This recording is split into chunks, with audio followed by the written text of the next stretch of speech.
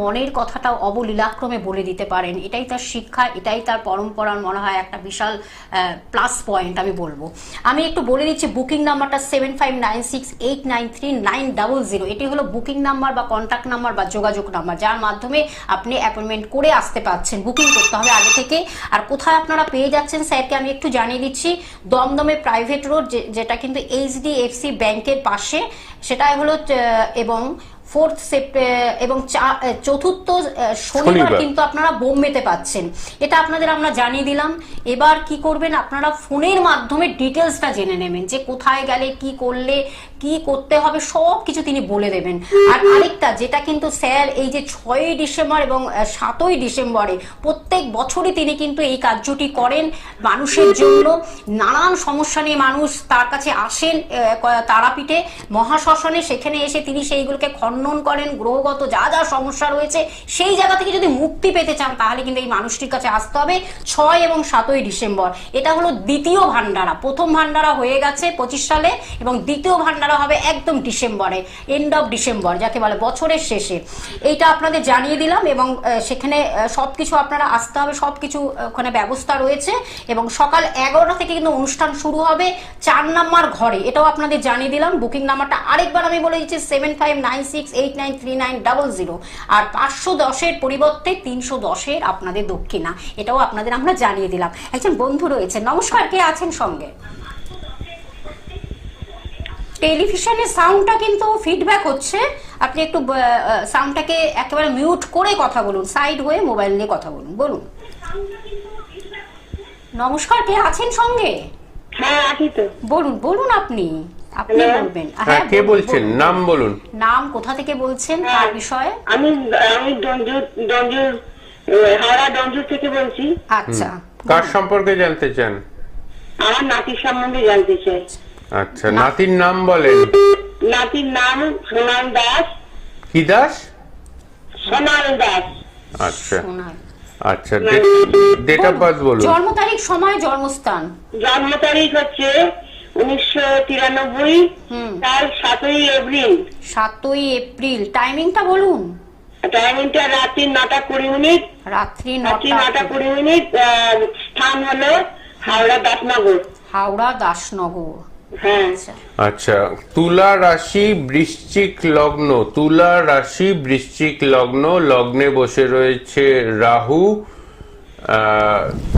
এই মুহূর্তে দাঁড়িয়ে নাতির সম্পর্কে জানতে চাইছেন, কিন্তু একটা কথা বলি, নাতির বর্তমান যে আমি কথাটা বলি, আপনার বলতে হবে না, স্যার সব বলে দেবেন। আপনার যে নাতির যে কথাবার্তাগুলো এগোচ্ছে, লাস্ট 4 মাসের মধ্যে 2টো সম্বন্ধ ঠিকঠাক এগিয়েও ভেঙে গেল বা ভেস্তে গেল, সেটা হলো তো? সেটা হলো তো? হ্যাঁ, ঠিক বলেছেন। এতটা দুশ্চিন্তাগ্রস্ত কেন হয়ে পড়ছেন যে নাতির বিয়ে নিয়ে এক্ষুনি দিতে হবে? আর কেন বলো, বাবা শুনে তো, বাবা চিন্তা করছে, আমি তার দিদিমা কথা বলছি। হ্যাঁ, দিদিমা মানে মায়ের তরফের তো দিদা তো? মায়ের মা। সোনাল দাসের দিদিমা। হ্যাঁ, তো সোনালের মায়ের শরীরটা তো খারাপ যাচ্ছে। হ্যাঁ, একটু খারাপ যাচ্ছে। হ্যাঁ। আপনার হাঁটু ব্যথাটা কমেছে না হাঁটু ব্যথাটা বেড়েই রয়েছে? কখনো বাড়ছে কখনো কমছে, এখন হোমিওপ্যাথি ট্রিটমেন্ট করছি, একটু ভালো আছি। একটু ভালো আছেন? ওষুধ খাচ্ছেন তো দুবেলা? দুবেলা বলতে হ্যাঁ, হোমিওপ্যাথি ওষুধ দুবেলায় খেতে হয়। হ্যাঁ, দুবেলা খাচ্ছেন না তো? দুপুরবেলা করে তো বা রাত্রিবেলা? আমাকে তো দিয়েছে সকালবেলা খালি পেটে আর রাত্রিবেলা শোয়ার আগে। হ্যাঁ, তো দুপুরবেলা করে বা মানে দুবেলার মধ্যে ঠিকঠাক?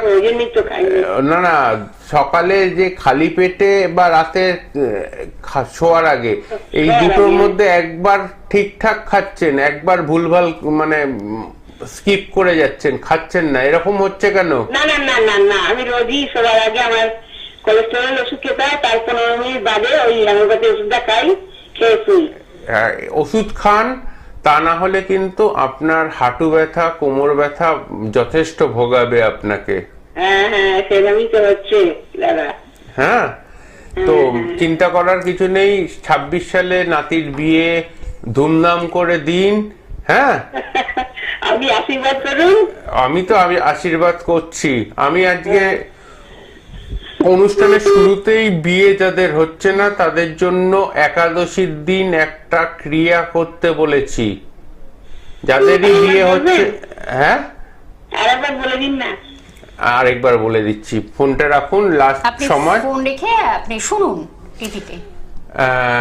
যে কোনো রাধাকৃষ্ণের মন্দিরে সামনের একাদশীর দিন, এই আসছে একাদশীর দিন, একটা তামার ঘটের মধ্যে গঙ্গা জল নিয়ে যাবেন।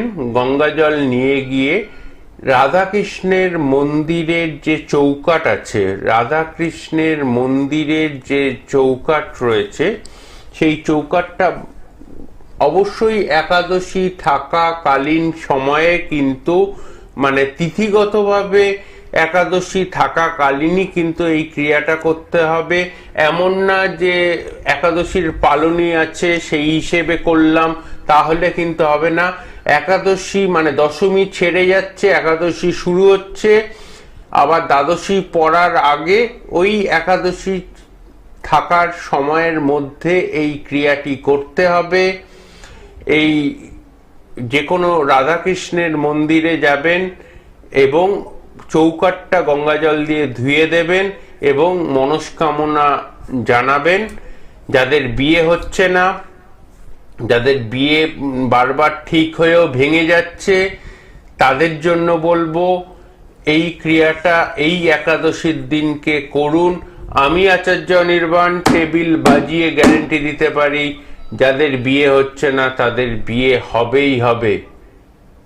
প্রমাণিত সত্য। এবং অবশ্যই আপনারা আমাকে ফোন করে নিতে পারেন অনলাইন কনসালটেশনের জন্য 7596893900-তে। আজ অনুষ্ঠান শেষ হবার আর 5 মিনিট পর থেকে, এখনের পর আর 5 মিনিট পর থেকে। প্রত্যেকে ভালো থাকবেন। একদম সমাজসে বিদায় নেব। স্যার আপনাকে অসংখ্য ধন্যবাদ জানাই দর্শক বন্ধুদের আমাদের সঙ্গে থাকার জন্য। আজ এই পর্যন্ত, নমস্কার। নমস্কার।